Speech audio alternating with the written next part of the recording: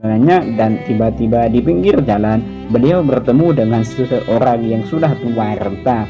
Orang tersebut berkata, "Wahai Muhammad, berhentilah. Ada yang ingin aku tanyakan kepadamu." Nabi tidak menghiraukannya. Nabi berkata, "Wahai Jibril, siapa ini?"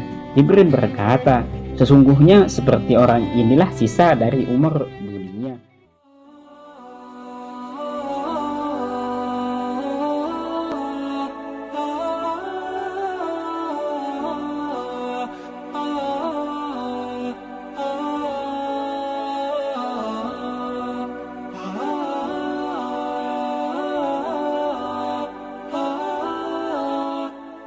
Assalamualaikum warahmatullahi wabarakatuh. Kembali lagi di channel Kisah Menarik. Bagaimana kabarnya antum-antum semua? Semoga baik-baik saja. Dan Nabi melanjutkan perjalanannya hingga beliau sampai di Baitul Maqdis.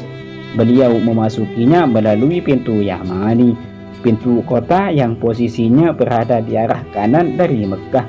Beliau turun dari buraq dan mengikatnya di sebuah lubang yang ada di pintu masjid, yang mana lubang tersebut pernah dijadikan tempat pengikat buraq oleh para nabi alaihissalam sebelum-sebelumnya. Dalam riwayat yang lain disebutkan bahwa malaikat Jibril mendatangi batu besar, melubangi batu tersebut dengan jarinya, lalu mengikat buraq di lubang tersebut. Kemudian Nabi masuk ke dalam masjid melalui pintu yang berpapasan langsung dengan matahari dan bulan, yakni pintu sebelah timur. Lalu beliau dan Jibril melakukan sholat 2 rakaat. Hanya sebentar beliau diam, lalu berkumpullah banyak manusia. Di antara mereka yang sedang berdiri, ruku dan sujud, Nabi dapat mengenali para nabi yang ada di antara mereka. Kemudian seseorang mengumandangkan azan dan iqamah, sehingga mereka berbaris menunggu seorang yang akan menjadi imam dari sholat mereka. Lalu Jibril mengambil tangan Nabi Muhammad lalu mendorongnya maju ke depan, sehingga Nabi pun bertindak sebagai seorang imam dari sholat 2 rakaat. Diceritakan dari Ka'ab bahwasanya Jibril mengumandangkan azan, lalu turunlah para malaikat dari langit, dan Allah mengumpulkan para nabi dan para rasul atau utusan, sehingga Nabi melakukan sholat bersama dengan para malaikat dan para utusan.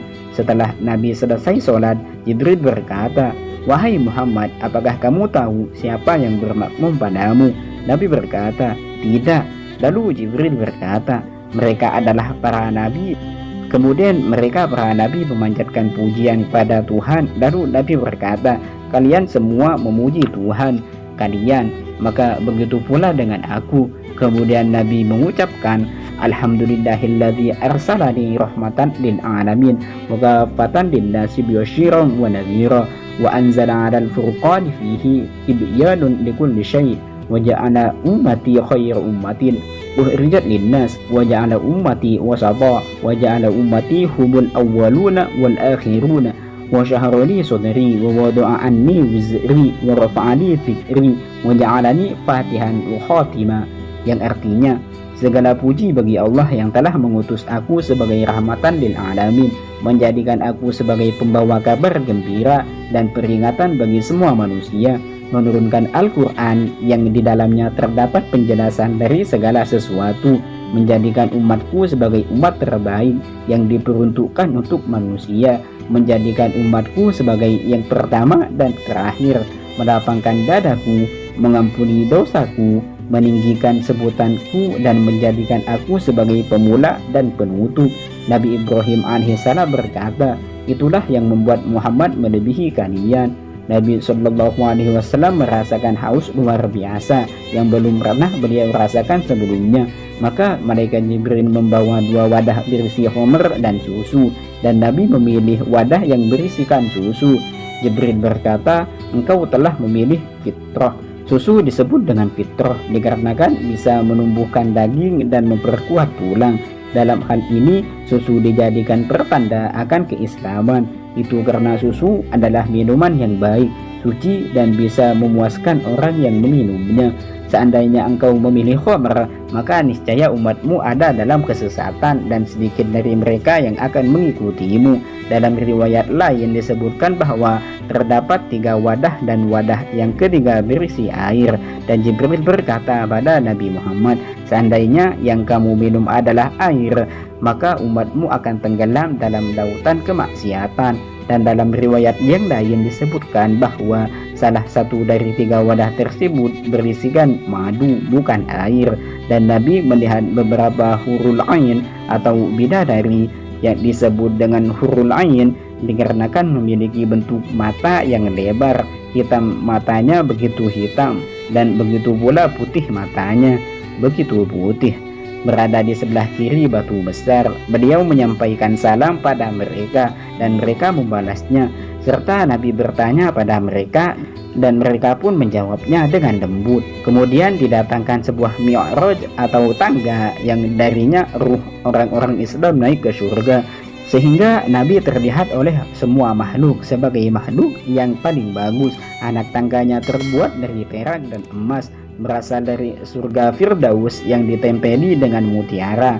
Di kanan kirinya terdapat malaikat. Lalu Nabi dan Jibril menaiki tangga tersebut sehingga mereka berdua sampai pada salah satu pintu langit dunia. Ada yang mengatakan bahwasanya langit dunia terbuat dari emas, penguncinya terbuat dari nur atau cahaya, serta alat untuk membukanya, Ismullahil A'zam, yang disebut dengan pintu hafadhah, yang dijaga oleh malaikat Ismail, bertempat di udara, tidak pernah naik ke langit dan tidak pula turun ke bumi, kecuali ketika Nabi Muhammad meninggal. Di depannya terdapat 70.000 malaikat, tiap malaikat bersama dengan 70.000 tentara malaikat. Lalu malaikat Jibril meminta pintu langit untuk dibuka. Malaikat Ismail berkata, siapa ini? Jibril menjawab, Jibril. Malaikat Ismail berkata, bersama siapa kamu? Jibril berkata, Muhammad. Malaikat Ismail berkata, apakah dia sudah menjadi utusan? Lalu malaikat Jibril berkata, iya. Malaikat Ismail berkata, marhaban wa ahlan, ungkapan selamat datang, semoga Allah memuliakan sebagai saudara dan khalifah terbaik yang pernah datang. Maka pintu langit dibuka untuk beliau berdua.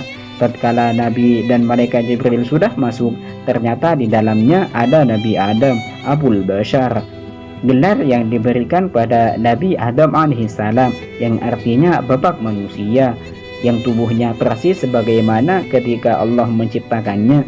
Semua arwah dari para nabi dan keturunannya dihaturkan padanya. Dia berkata, adalah roh dan jiwa yang baik, tepatkanlah mereka di surga Illiyin. Adalah nama tempat paling tinggi yang berada di surga. Nama dari surga itu sendiri, nama dari sebuah papan terbuat dari zamrud, tergantung di arah yang di papan tersebut tertulis amal dari para nabi dan keturunannya. Dan ada yang mengatakan nama dari langit ketujuh. Kemudian roh dan keturunannya yang kafir dihaturkan kepadanya. Lalu dia berkata, adalah roh dan jiwa yang kotor, tempatkanlah mereka di neraka Sijin. Nama dari neraka yang posisinya paling bawah, nama sebuah tempat di neraka, nama dari neraka atau nama dari sebuah batu yang ada di bawah bumi yang ketujuh. Dari arah kanannya dia melihat kumpulan arwah berwarna hitam dan sebuah pintu yang menghembuskan aroma harum. Dan dari sisi kirinya dia melihat kumpulan arwah berwarna hitam di sebuah pintu yang darinya berhembus bau kotor dan busuk. Jika dia melihat ke arah kanan, maka dia tersenyum bahagia, dan jika melihat ke arah kiri, maka dia sedih dan menangis. Nabi Muhammad SAW menyampaikan salam kepadanya. Dia menjawab dan berkata, marhaban bin ibni soleh wan nabi soleh, ungkapan sambutan gembira yang artinya selamat datang putra dan nabi yang baik. Nabi berkata, siapa ini wahai Jibril?